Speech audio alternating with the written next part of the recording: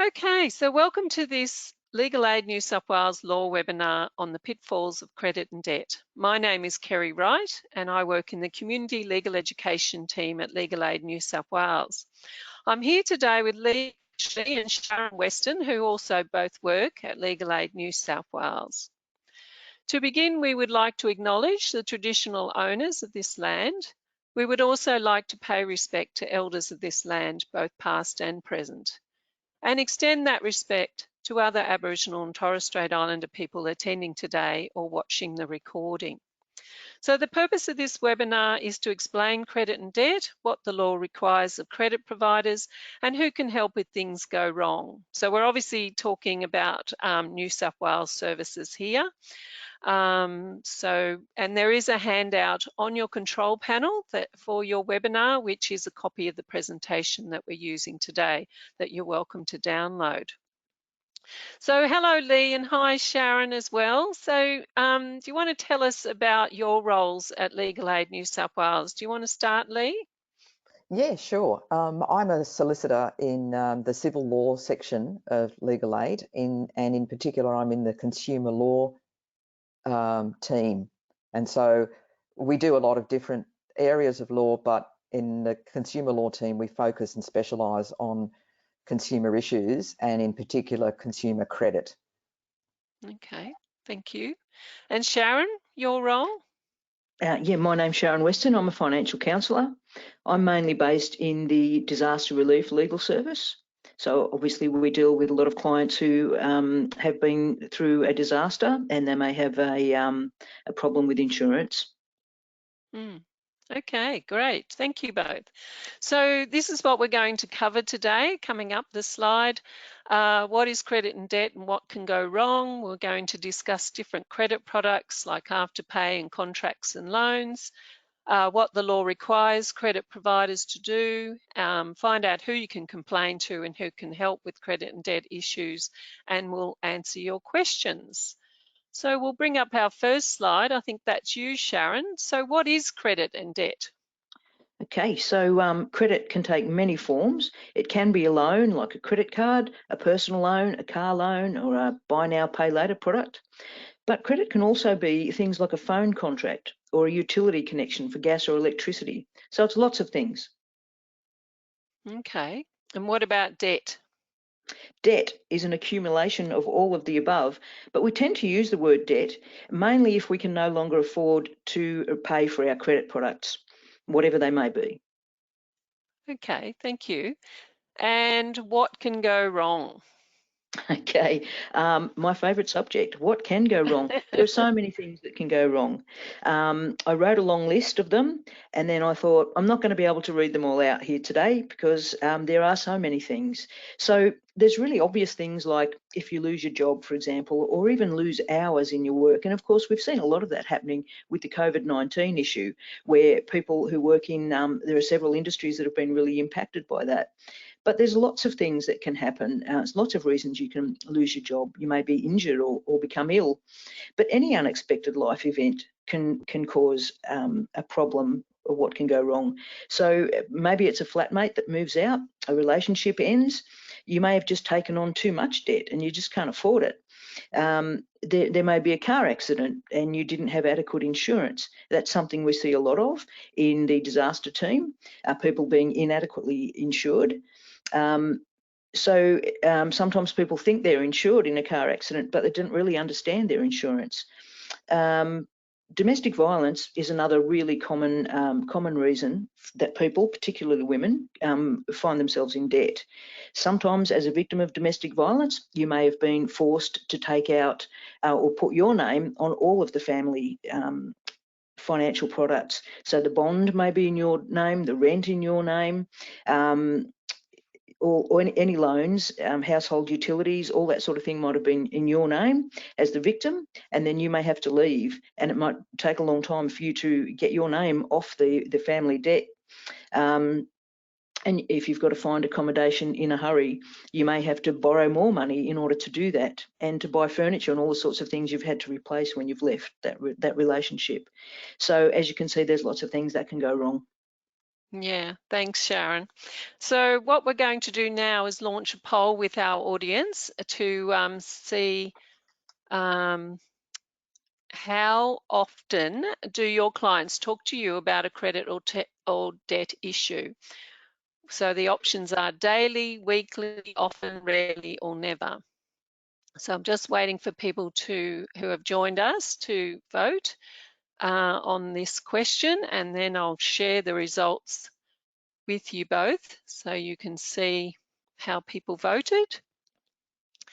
Wow, so 50% say daily, 28% often, and 16% weekly, and I think a small percent said rarely. So that's really interesting, isn't it, Sharon? That as you say, there's a lot of issues that can go wrong, and people can need help with credit and debt issues. So what we're going to do now is we've got a couple of case studies. I'll read those out, and then Sharon's going to chat to us about how, as a financial counsellor, she would assist these clients. So the first one here is Kim. So Kim has no family in Australia and is on her own after escaping family violence. She had a job but borrowed small amounts from 4 lenders for household, but is now sick and can't work. Kim can't keep up with the repayments and gets constant calls from lenders. And our second person is Robbie. So Robbie's coming up now. Robbie lives with his mum, who is on a disability support pension. He bought a phone on a contract which he lost at a party. He really needs a phone for school and went to another company to get another phone, which is also on a plan. So now he has 2 plans to pay. So Sharon, how can a financial counsellor help both Kim and Robbie? Okay, I'm glad you asked, Kerry. So both Kim and Robbie, while there are some similarities in their situation, there are also very different situations that they're living in.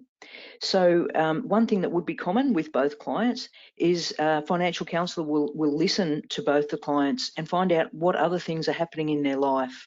Because there may be things that, particularly in Kim's case, her situation is quite complex. There may be issues that are going on that she hasn't discussed with you. There may be debts that she has incurred as a part of that relationship that she doesn't realise that she can get help with. There are a lot of domestic violence services that Kim could be linked into for assistance. So she may get help with some of her debts and with some of her other financial pressures. Sometimes, in fact, very, very often, a financial counsellor would contact the creditors. In the case of both Kim and Robbie, there may be different things that creditors are prepared to do to assist them. For example, a waiver may be appropriate, a repayment plan that the client can afford, maybe a mix of the two. In some cases, a moratorium might be appropriate. For example, Kim is sick at the moment, but she may be able to go back to work in the future. So giving a moratorium might be, say, 3 months, for example, with no repayments while Kim is unwell, and then when she goes back to work, she may be able to pay those debts. Bankruptcy is, of course, a case that we often think about from financial problems. In the cases of these two, bankruptcy would not be appropriate. Bankruptcy really is appropriate when there is more debt, a higher amount of debt, and maybe different situations for these clients. But a financial counsellor will know about all those sorts of options to cover any sort of case that a client might come to you with. So ultimately, what a financial counsellor does is to support the clients to manage their finances and access any help that may be available in the community, and make sure that they're aware of what help there might be, and that they're making choices for themselves that are based on the information that they might not have ordinarily had. Okay, thank you, Sharon. That's great. All right, so we'll bring you into the conversation now, Lee. So can you tell us what loans are covered by the National Credit Act and what lenders need to do?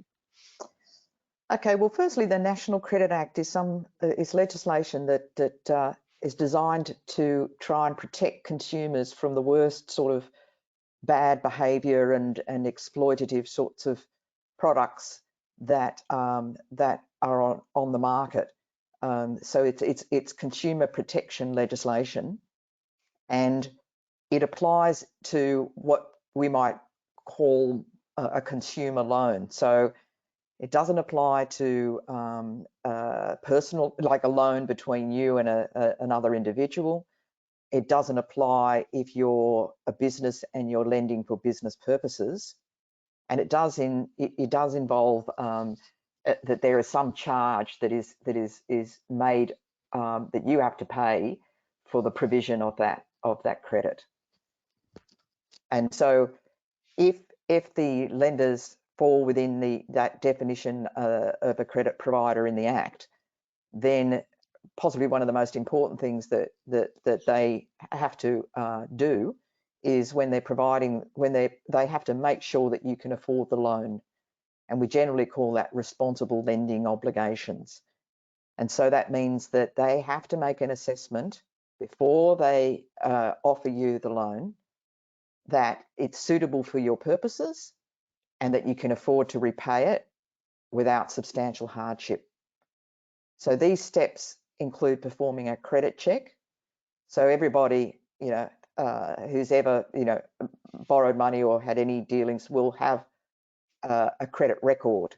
And when you apply for the loan, then you're really basically authorising them to go and do that credit check.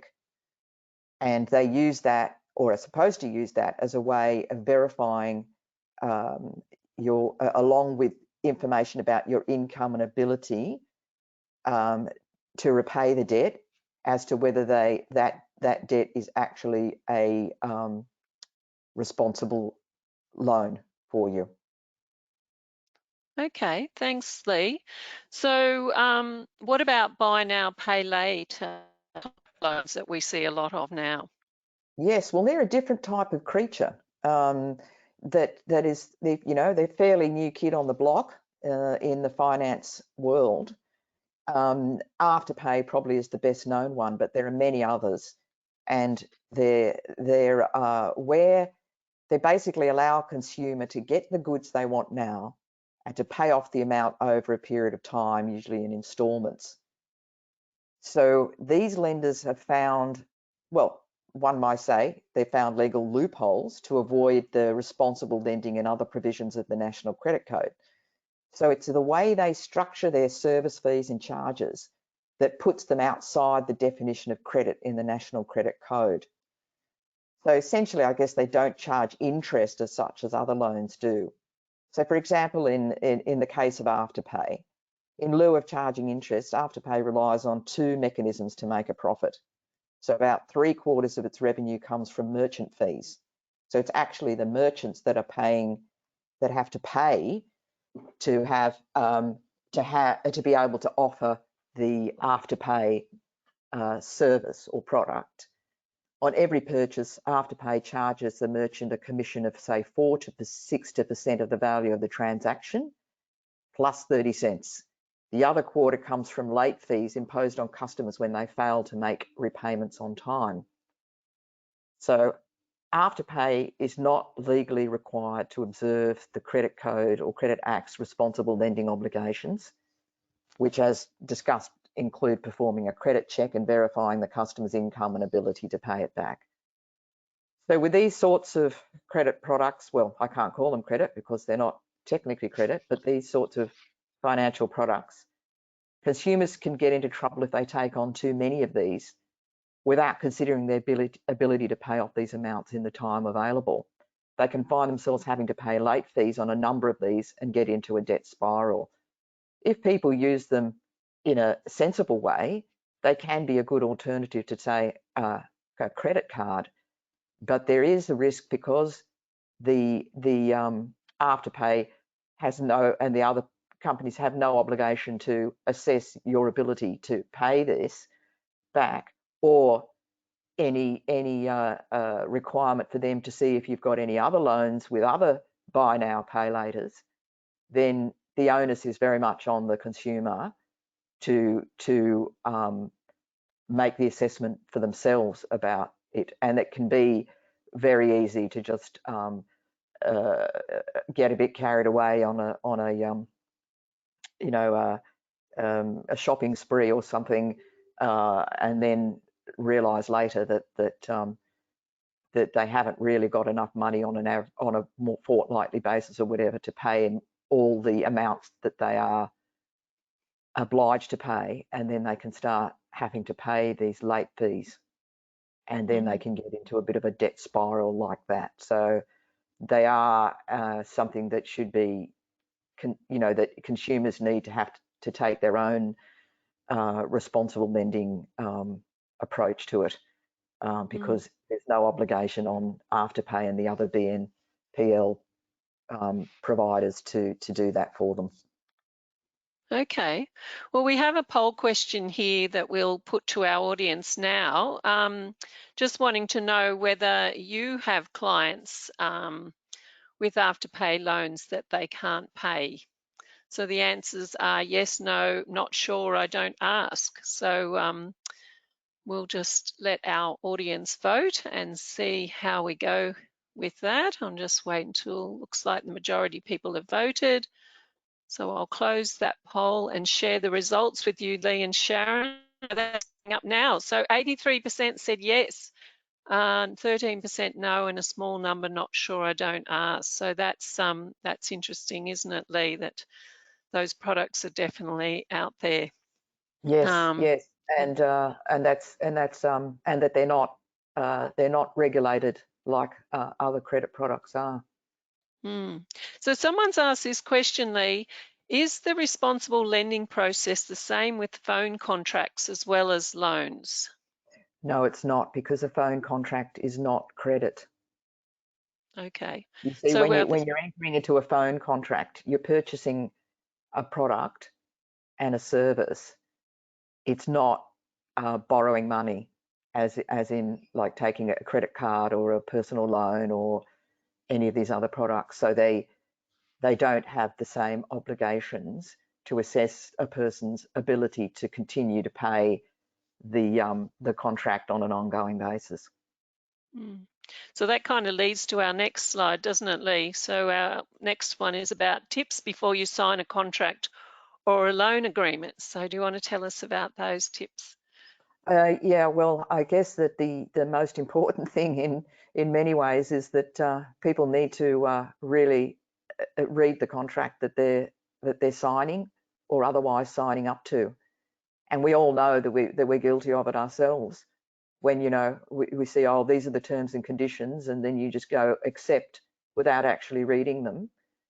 And in a situation, say with phone contracts or with car loans, all sorts of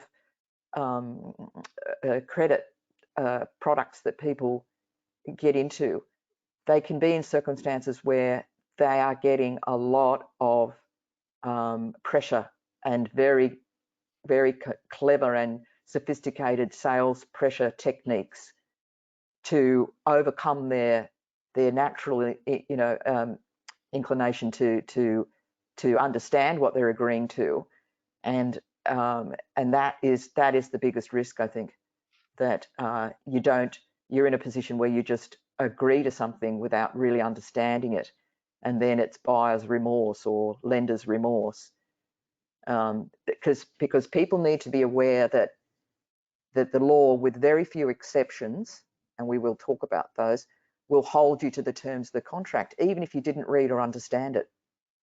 And that can be particularly difficult, say, for people that come from other countries where entering into a contract is a lot more involved than just signing it, and they don't understand that signing it is committing them to it.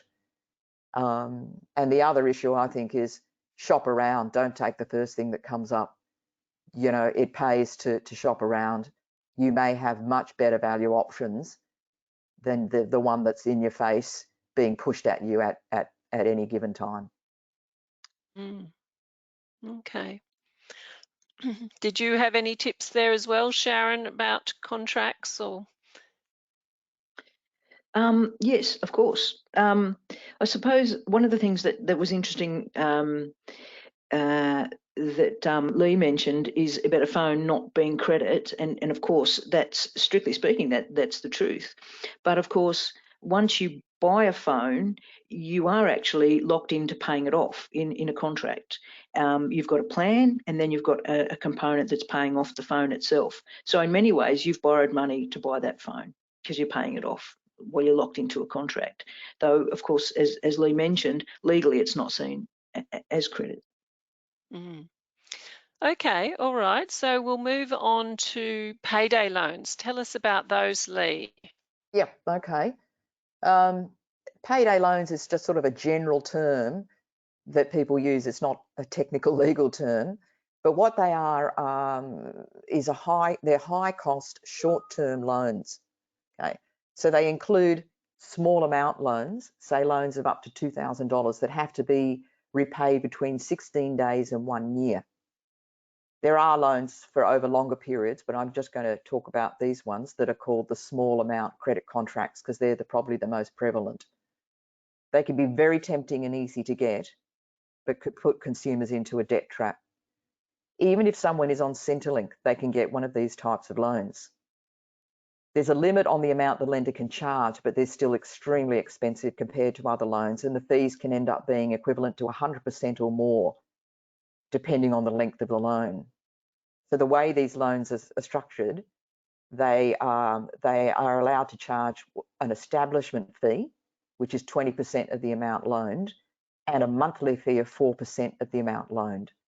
So with one of these loans, the monthly fee applies to the whole amount originally borrowed, regardless of how much you have paid back. So they are extremely expensive ways of getting credit. But they can be easy to get, and initially it'll be like, oh well, it's only a small amount that you think that you have to pay back every fortnight or whatever. But if you look at how long you're going to be paying, what you're actually borrowing, and then over the period of time that loan runs, how much you will actually have to pay back, you would be shocked, I think, and a lot of people might think twice about it. But I think they can be for people who are maybe pretty desperate and they've got some issue that's come up that they haven't got any savings and they can't deal with an emergency bill or an emergency cost of some kind, then these payday loans can be very tempting. Now it is credit, so it does come under the National Credit Code, and the responsible lending requirements are applicable. Over the last few years, there's been a focus on these, and changes to the Credit Code and Credit Act have tried to ameliorate the debt trap that these products offer. And they have, so these payday lenders or small credit contract lenders have additional responsible lending requirements to other credit providers. So for example, the payday lenders have to obtain and review 90 days of your bank account statements before they give you the loan to make sure you can afford the loan. A payday lender has to also think twice about giving you a third payday loan in a 90-day period. So, I mean, people may just, they won't just get one in a certain period. They might keep going back and getting more and more. But the payday lender does have to look at your bank account and see whether you do have other payday loans with other payday lenders, because the law says that there's a presumption that if you've got more than 3 or you've got 3, you're already in a debt trap, and the lender has to be satisfied that it can show that it's not the case before giving you another loan. There's also a requirement that for people on Centrelink that required repayments on a payday loan cannot be more than 20% of the income for consumers who receive 50% of more of their income from Centrelink. And the payday lenders can also charge enforcement costs and default fees. So they're not the most desirable product, but they obviously have their attractions to people who are maybe in difficult circumstances. Mm. Well, we've got another little poll question that we will launch with our audience today, which is about payday loans. Just asking again, do you have clients with payday loans they can't pay? Yes, no, or not sure, I don't ask. So we'll let our audience have a vote on this one. I mean, the Based names on of one of the more one of the more common ones is something like Cash Stop and what are some other ones, Sharon? Cash Train, Zip Pay is one of the big ones. Yep. Cash Converters, are they still around? Yep. Yes. Yeah. Of course. So they don't call themselves payday lenders necessarily. So they're just an example of some of what we're talking about. But you can assume from our previous poll about Afterpay, where there was a lot of people, that again, our audience do have a high number of them have got clients, 82% who have payday loans they can't pay. 5% said no, and 14% said not sure, I don't ask. So yeah, there's definitely a lot of debt out there as a result of loans. So I've changed my screen, so I might have to go back and get my screen back working so we don't have that poll. So there we go. All right, so thank you very much, Lee. So just following on from that, Sharon, are there alternatives to these quick money? Yes, there are. Sometimes people are borrowing money to buy basic household goods, and we're seeing that more and more.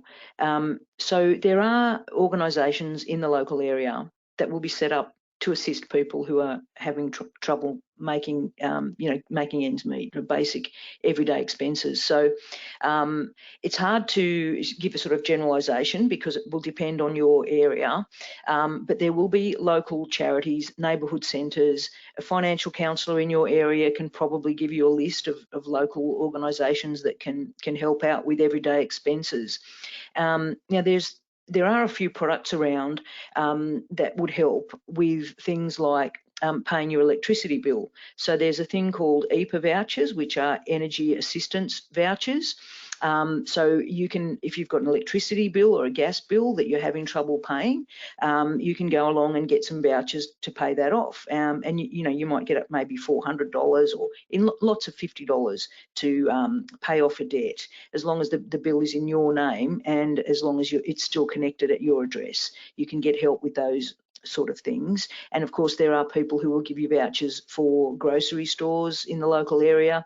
They may give you, they may have distribution centre for cheap groceries. Like we've, in this area, we have the Staples bag. I think they're pretty widely available throughout Sydney, where for a very low cost, you can buy groceries, big bags of groceries that would normally cost $100 for, maybe 20 or even 5. And there's quite a few organisations like that around. So getting help with basic household goods can then mean you've got a bit of money left over to pay for those debts that you're having problem with, like in the case with young Robbie with his phone bill.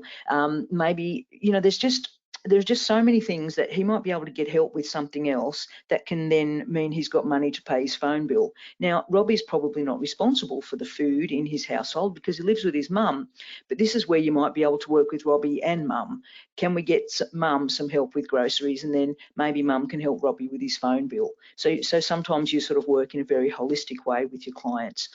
They may be focused on that one particular problem, it's the phone, but after sitting with Robbie and doing his money plan, which is a really important thing to do with your clients, you might find that there are other ways that he can save money or negotiate with his utility provider or creditor in order to get a better deal on repaying the debt. And that's something a financial counsellor can do for a client, negotiate with the utility provider or creditor.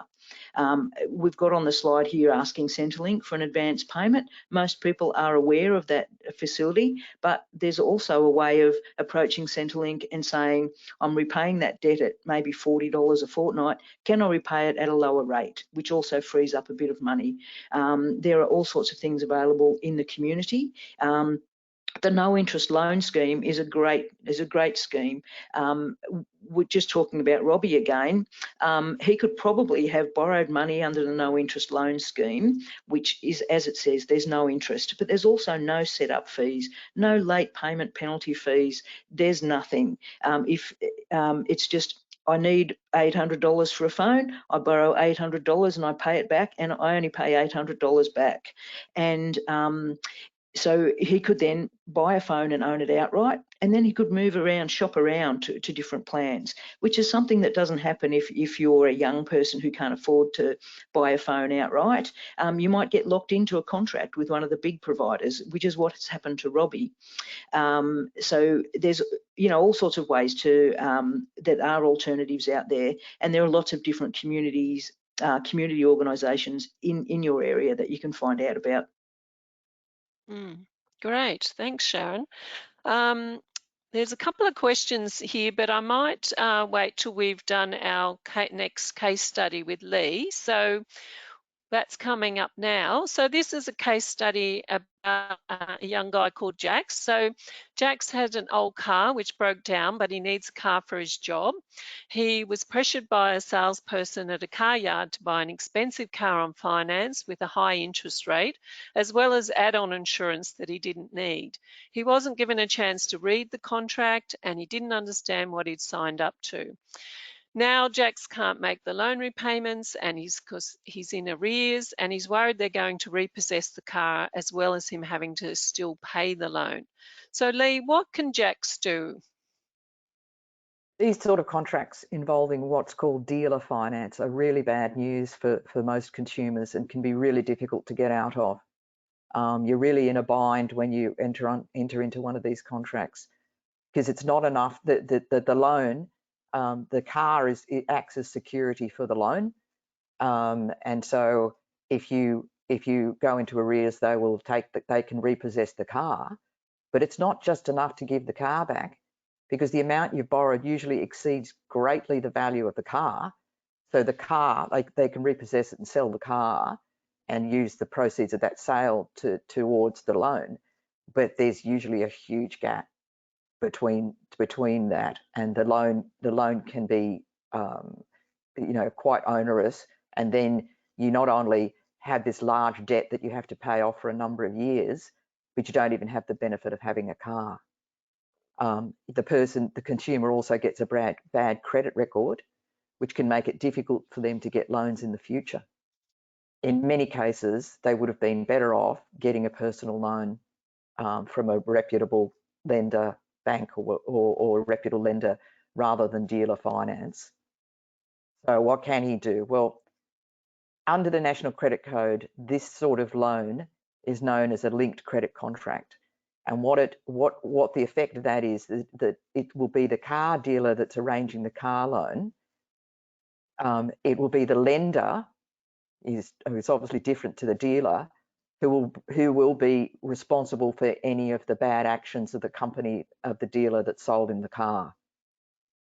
So in his case, well, he may have two ways of trying to ameliorate the effects of this contract, or somehow get out of these obligations.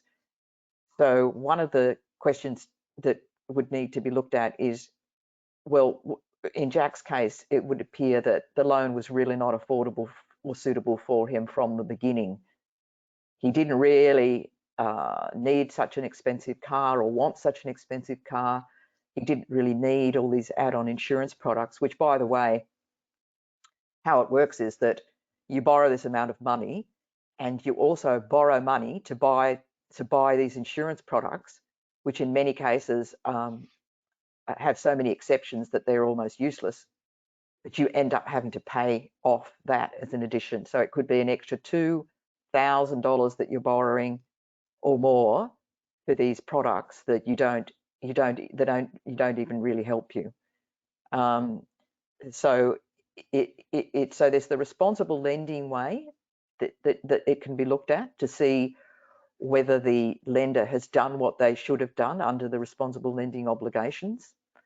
And another way of looking at it is to look at whether the contract could be considered an unjust contract under the sections, relevant sections in the National Credit Act. So these take into, in judging that, there's a lot of things that need to be taken into account. And one of them would be whether there were these unfair sales tactics and unequal bargaining power, but most particularly in unjust contracts, it's the actual vulnerability of the consumer to not be able to protect or judge their own interests, which will lead to a decision that the contract is unjust and that the person should not have to be held accountable for the terms. Often this can be a difficult thing to establish, and particularly if somebody's got a reasonable level of education and they have some experience with other financial products. So in Jax's situation, I think he needs to talk to a lawyer. He can call legal aid via the Law Access line and see if he can get an appointment with one of our lawyers who can look maybe a bit more into his particular circumstances. They might be able to request all the documents from the lender, which would include the credit assessment and his pay slips and any other documents that were provided to use for the assessment of whether the loan was affordable for him or not. If he's got a case, he could lodge a complaint with the Australian Financial Complaints Authority, and legal aid are able to assist people doing that. But of course, there are requirements that not everybody can necessarily get legal aid help. It depends on their financial circumstances, of course, but in this case, that usually means you're not financial, so you can get assistance. And legal aid do a lot of, particularly in my team, the consumer team, we do a lot of work for people and lodge complaints in AFCA for them and represent them in those complaints. Okay, thanks, Lee. Well, that is our next slide, just talking about AFCA. Who are they, and how do you complain to them, and what happens? Okay, well, in their previous incarnation, although there was an organisation called the Financial Ombudsman Service, that's now no longer exists, and the Australian Financial Complaints Authority replaces pretty much that service, as well as including some of the other independent resolution schemes. They're all in one umbrella, under one umbrella now, and it's called Australian Financial Complaints Authority, and we call it AFCA for short. They're an independent dispute resolution scheme to deal with disputes by consumers about financial products and services. So it's a free service for consumers, and it's an alternative to tribunals and courts to resolve these sorts of complaints. So anyone that is a credit provider has to become a member of AFCA in order to get a credit license and to retain their credit license, which is issued by the government. So the service is free for consumers, but the members of AFCA, the financial service providers, they have to pay annual fees for membership, and they also have to pay AFCA when consumers actually make a complaint. So it is a really good service for the consumers. However, you can only complain to AFCA about a member firm. So if they can't deal with complaints about some what we would call financial service providers, if those providers don't require a credit license, therefore they don't have to belong to AFCA. So, and a good example of that would be the buy now, pay later firms. You know, Afterpay, Signo, Hum, the various plethora of them that seem to be springing up everywhere. So you can't go to AFCA if you've got a problem or a dispute about those sorts of products. Some of the buy now, pay later firms actually are voluntary members of AFCA. I'm not sure. I think Afterpay is. So it is possible to use AFCA if you've got a complaint or you want to try and resolve a dispute with the buy now, pay later firms if they are voluntary members. But of course, AFCA can't order them to do to do things where the Credit Act doesn't apply to them. So,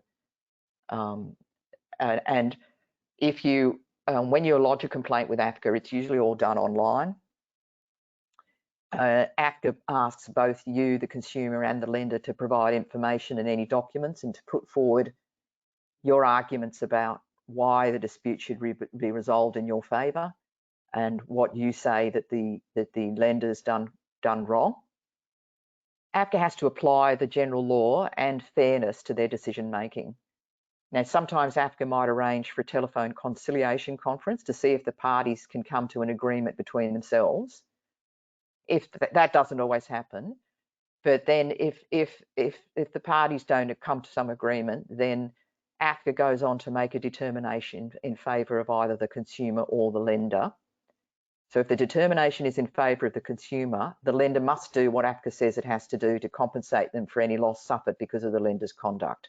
So that can be an order that the lender waive any debt, or an order that the lender pay back some money to the clients, to the customers. Say, for example, if they might have to refund them interest that they've paid that they shouldn't have charged, or whatever the circumstances are. But if the consumer's not happy with the AFCA decision, they don't have to accept it. Unlike the financial service provider, they can choose not to accept that AFCA determination, and then they can take their dispute to the relevant court or tribunal. Okay. And when you were saying, Lee, about the people who belong to AFCA, can you go to their website, and is there a list of all the different credit providers? Yes, you can. I think it's find a member, and you will put in the information that you've got, and then it will tell you whether they are a member or not, and it will also give you the complaint contact for that particular company, which can be useful if you're wanting to get documents, or you're just generally wanting to make what's called an internal complaint, an internal dispute resolution complaint. You get the contact details for that, and that's I did forget to mention, usually AFCA likes people to first try and resolve their dispute directly with the lender before they go to AFCA. But people can also go to AFCA directly, but then AFCA will always then revert back to the lender and give them an opportunity to respond to your complaint before AFCA then asks for more information. Okay. So yes, you can find a member on the AFCA website, and it also explains what the complaint process is and how you can what you can expect when you make a complaint. Great, thanks very much. All right, so we're nearly at the end of our webinar presentation. So Sharon, you're going to take us through these organisations that can help if our community workers are working with people with credit and debt issues. Okay. So FCAN, the Financial Counselling Association of New South Wales, you can go to their website and just by entering in your client's postcode, you can find financial counsellors who may be in your area. There is a Law Access New South Wales. They can refer you to the best legal assistance for you in your circumstances. This may include legal aid. The National Debt Helpline is also often a very good place to start. They may give you general advice or ideas about the debt that you're in, and then they may refer you on to someone who can help you in more detail. I mentioned earlier about loan products that may be appropriate for Robbie. The Good Shepherd NILS program, that's a no interest loan scheme. They do lend money to people for all sorts of household goods. They don't hand over cash. What they do is they'll give you a cheque to Bingley or whoever it is that you may be buying your washing machine or fridge from. And as I said, there's no penalties for late fees and that sort of thing. You just pay it back. You pay back the money that you borrowed. Thank you. So, Lee, there's a question here from one of our audience, which is, are HECS fees a credit? No, they're not credit. They don't come under the Credit Act. Right. But if someone's having trouble with the HECS fees, is there an agency they would talk to? Oh, I would imagine, yes, there is an agency they would talk to, but I'm not sure about all the rules and regulations around that. It's specifically, a government area that is separate from credit products and the credit code. Yes. Yeah, generally with HECS fees, you have to be earning quite a lot of money before you have to pay them back. Yeah. So if someone's struggling financially, they're probably below the threshold where they have to make repayments anyway. Or they're obviously not managing their finances very well if they're if they're struggling. Yeah. So yeah, but people could call their National Debt Helpline if they wanted to find out more about their HECS debt. Yep. And someone's asked, are you template that covers the main questions we should incorporate into assessment to identify credit and debt issues? So I will quickly mention that we do have the Law Checkup. So that's a tool that community workers can use to work with their clients to identify a whole range of legal problems, including credit and debt. And that has a number of questions on it, which you can ask your clients to identify whether they do have credit and debt legal problems. So that Law Checkup is available on the Legal Aid New South Wales website, and I'll, with the follow-up email, I've made myself a note to add the link to the web page where you can find a copy of the Law Checkup, which you can download and use. Someone's got here a question about moratorium. Does a lender have to stop charging interest during a moratorium period, or is it up to the client to ask to stop interest? So Sharon, do you want to answer that? Yeah, sure. Generally, a moratorium would be a freeze on everything. So no interest, no fees until 3 months or 6 months, sometimes 12 months for a moratorium, depending on what's happening in the client's life. So it would normally you'd want to make it clear. Does this moratorium include a freeze on interest and fees? It would be probably a standard that it would include those things, but I always like to get it in writing from the creditor that interest and fees are being frozen during that time. Sometimes a creditor will say, we're going to freeze repayments, but we'll still be adding a small 3% interest or something like that. I just try and argue the best deal for my client, but generally it would be a freeze on any additional charges to the overall debt. And so this person has had a client who did have a moratorium, but they were being kept charging that interest. So could a financial counsellor assist that client to go back and renegotiate? Yeah, you can always go back and renegotiate a debt like that. One of the things I didn't mention with my client, Kim, she had the 4 debts, you might recall. Eventually, 3 of those 4 debts were waived for her.